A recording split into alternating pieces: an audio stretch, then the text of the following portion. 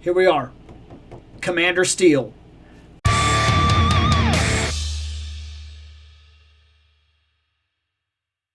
This guy brings up something that I've talked about a lot in comics, and is one of the main reasons I kind of left comics. Yeah. So, Commander Steel is interesting. Because this guy right here is what I think the key to moving forward with comic books is. And a lot of people will not like it. I'm just going to say it. I'm just going to tell you 100%. If they did this in comic books more often, people would not be okay with it. But I think by seeing where we currently are with the way that comic books have run their courses, we need it. And people need to get over it and kind of let it happen. I'm serious about this. This is not, if you're arguing comic book logic, this is not Commander Steel.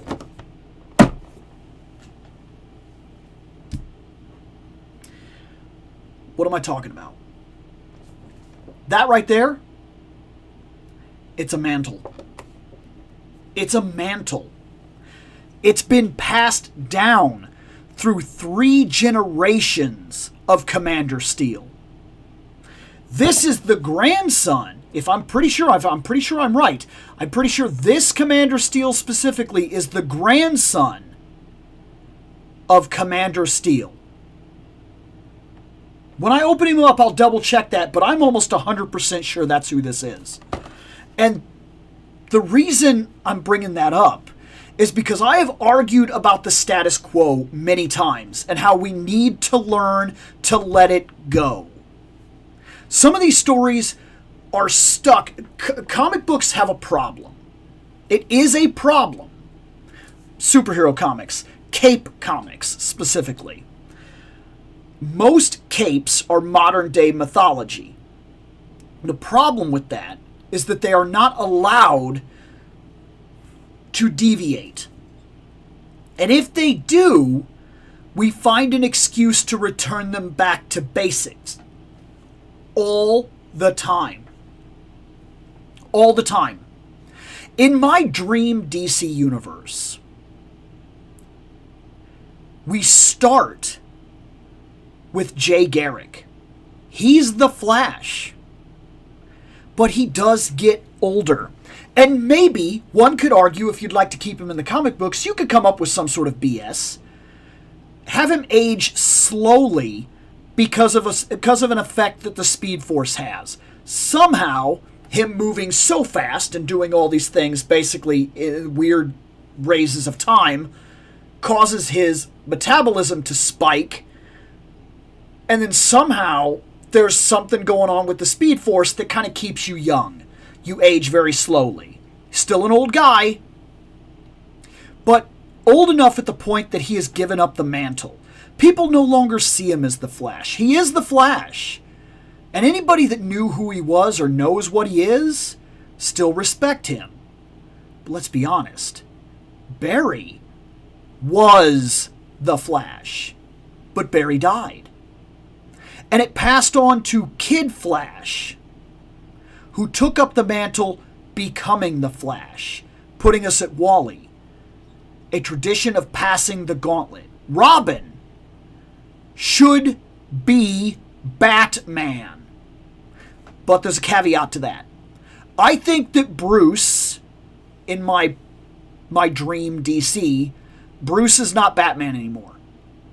Bruce has either aged out or has died somehow. And when that happens, normally, this argument that I just made, Robin would take the mantle. But this Robin doesn't take the mantle. Because the first kid, there was a falling out. And he becomes his own man. He does become Nightwing. And Nightwing does not come back to become Batman. But instead, Jason, whom died, cannot pass on the mantle. and it goes to Tim Drake. And Tim Drake becomes the active Batman. And then, if you want to play that up even further, moving into the future Batman Beyond stuff, because people really like Batman Beyond, you play that up in a way that allows Tim Drake to have been Batman, something happens, and he reverts to Red Robin, always feeling like he was never worthy of the mantle. But then Damian takes the mantle and proves to be too violent of a Batman, so he's pulled back, and Batman is a retired mantle that then gets picked up by Terry. And we have a lineage of storyline. And at any point in time that you want to go back, you can read full stories. Now, Superman, he's the beginning of the Cape comics. He pretty much is the only reason Cape comics are a thing today, in the style that they exist today. Let him age like Superman. He can still be the same guy, but one of the few people that gets to do it because of the way his aging works. Green Lanterns don't have to constantly shuffle in extra Green Lanterns, but they could retire and others could take their place, once again bringing up the idea that lanterns are not supposed to, they're supposed to work one to a sector, or in other times in comics history, two to a sector. So you put two of them on Earth and allow them to be Green Lanterns, and for whatever reason, if they retire or if they have to do something else, they're pulled into like a different part of the Corps, and they're brought to Oa for whatever reason, and now they're over there, and we recruit two new Green Lanterns, and the other guys can come back from time to time if they have to for events and whatnot. But look, mantles should be allowed to pass. These characters should be allowed to age and change and grow up and be something else and learn life lessons, or maybe even suffer the tragedy of the life that they've chosen, because not every hero gets to retire a hero, and that's just the way that it is. But we're not allowed to do that. Regardless of how far we go with Spider-Man, he always has to be childish. He always has to be struggling with his bills. He always has to be, for lack of a better term, incompetent. Like, by now he hasn't figured out a way to do this? A villain took his body and did better than he has. You could argue and be mad about it, but he did, okay? Dr. Octopus did a better job living Peter's life than Peter did. And then when Peter got his body back, he inherited that life, but we're not allowed to do that. Comic books are not allowed to do that. So we took it all away from him, and he started couch surfing on Mockingbird's couch. And once again, had no money. They took his degree. They took his business. They took his house. They did. All of a sudden, he was right back to where he started. We do this with comic book characters. But this guy,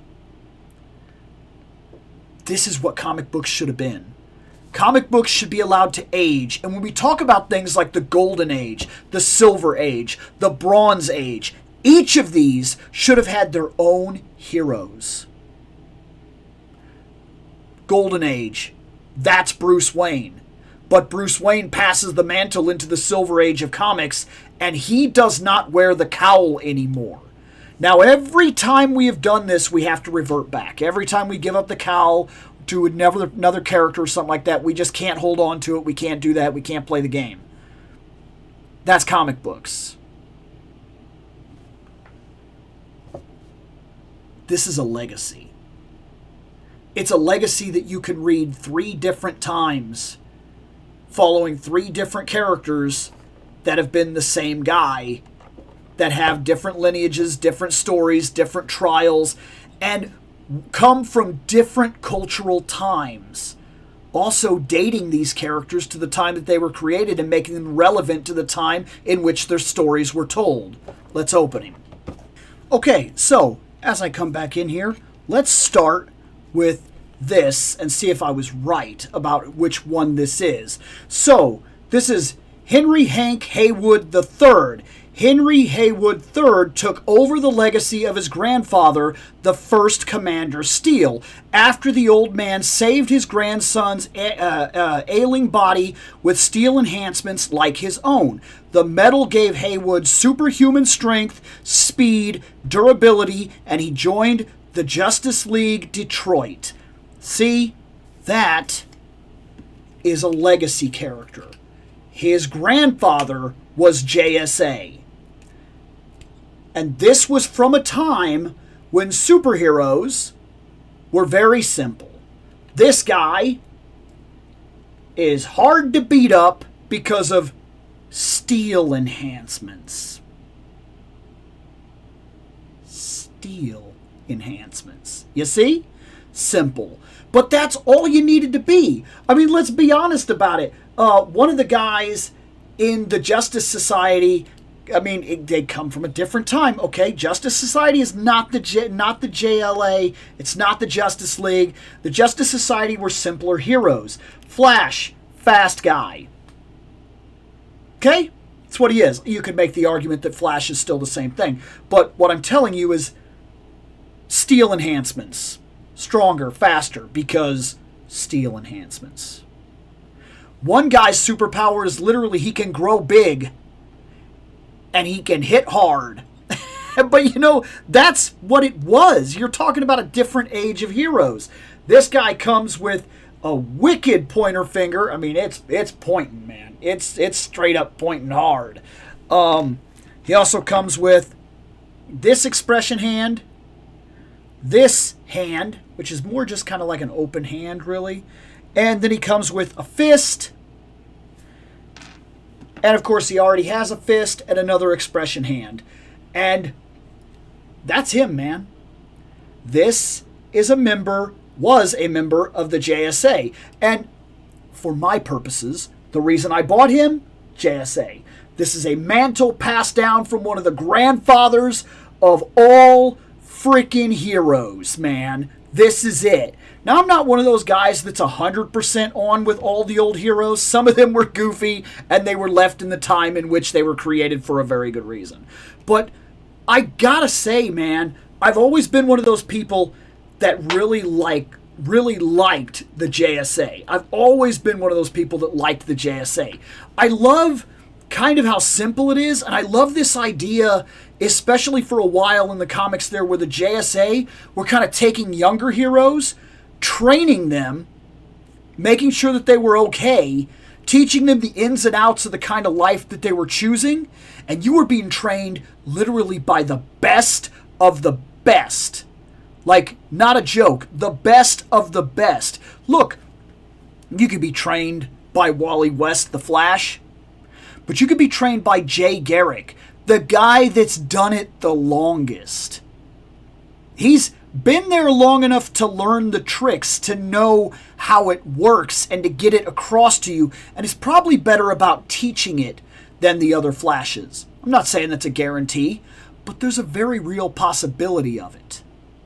You're talking about guys that have been tested, guys that have done their time for what it's worth, guys that can teach it, guys that can run it, guys that can do it. And, I mean, I loved the JSA. I'm not one of those guys that likes every old hero. But after I got Power Girl, that's right, her mandatory appearance per episode, there she is.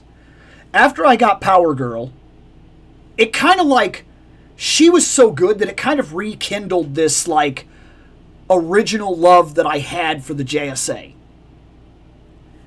And I was like, you know, McFarlane's done a lot of JSA. What kind of JSA team could I build? And I'm getting there. I have Commander Steel. I have Wildcat. I have Power Girl. I have a classic Batman. I'm about to have a classic Wonder Woman, hopefully. I got Dr. Fate. He's on the way.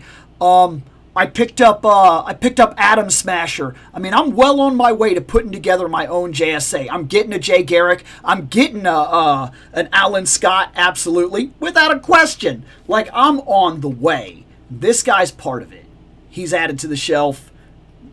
Couldn't be more thrilled. I love the idea of that legacy mantle. That's so good.